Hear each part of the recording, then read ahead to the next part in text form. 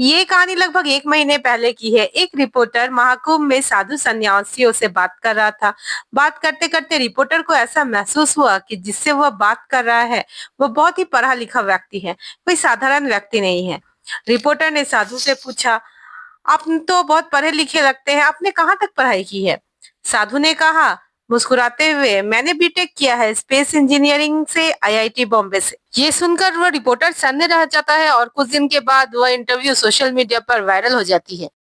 इनका वास्तविक नाम अभय सिंह है और हरियाणा के झज्जर जिले में इनका जन्म हुआ है। बचपन से ये पढ़ाई में बहुत अच्छे थे, अच्छे विद्यार्थी थे। इन्होंने आईआईटी प्रवेश परीक्षा पास की और एरोस्पेस इंजीनियरिंग में बीटेक किया, फिर डिजाइन में मास्टर किया। अपनी छोटी बहन जो उनकी कनाडा में रहती थी, उनके पास वो नौकरी करने कनाडा चले गए। वहाँ उन्होंने एक एरोस्पेस कंपनी में ज्वाइन किया और लाखों की पैकेज में नौकरी करते रहे। इसी दौरान साल 2021 में लॉकडाउन लग गया, वे अपने घर में कैद हो गए। इस समय उन्हें स्पिरिचुअलिटी के बारे में जानने का काफी समय मिला। वैसे भी वो पहले से एक स्पिरिचुअल व्यक्ति थे। लॉकडाउन खत्म होते ही वो इंडिया लौट आए और यहाँ उन्होंने फोटोग्राफी का शौक अपनाया। वे हरिद्वार से लेकर केरल, उज्जैन सभी जगह घूमे और फोटोग्राफी की। अपने कई इंटरव्यू में उन्होंने बताया कि उनके माता-पिता का रिश्ता जो था बहुत टॉक्सिक था। इसी कारण उनका शादी से विश्वास उठ गया था। उनके पिता ने उनकी पढ़ाई पे जितना खर्चा नहीं किया, उससे ज्यादा पैसा उन्होंने राजनीति पे झोंक दिया।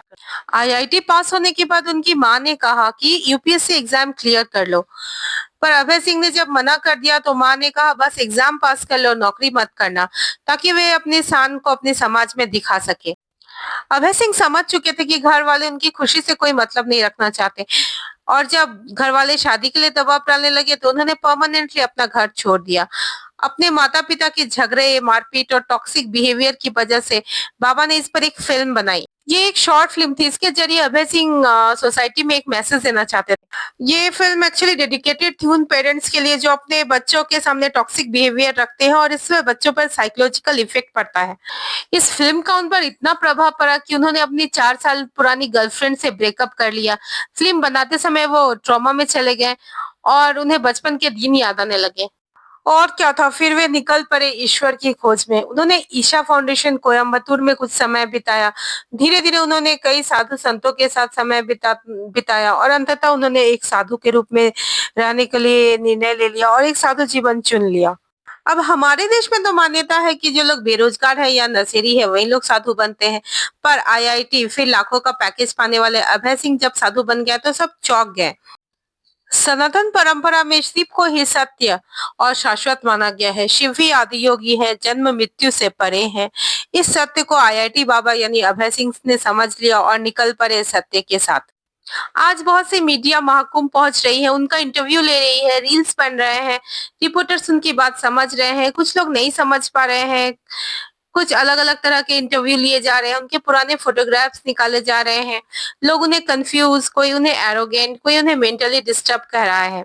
लेकिन उनका जीवन जो है एक मैसेज है टॉक्सिक बिहेव करने वाले पेरेंट्स पर और उन लोगों के लिए एक शिक्षा है जो सनातन धर्म की गहराई को नहीं समझते। ये कहानी हमें सोचने के लिए मजबूर करती है टॉक्सिक पेरेंट्स के बारे में जो एक आईआईटी के एरोस्पेस इंजीनियरिंग के छात्र को सन्यासी के रूप में पहुंचा देते हैं।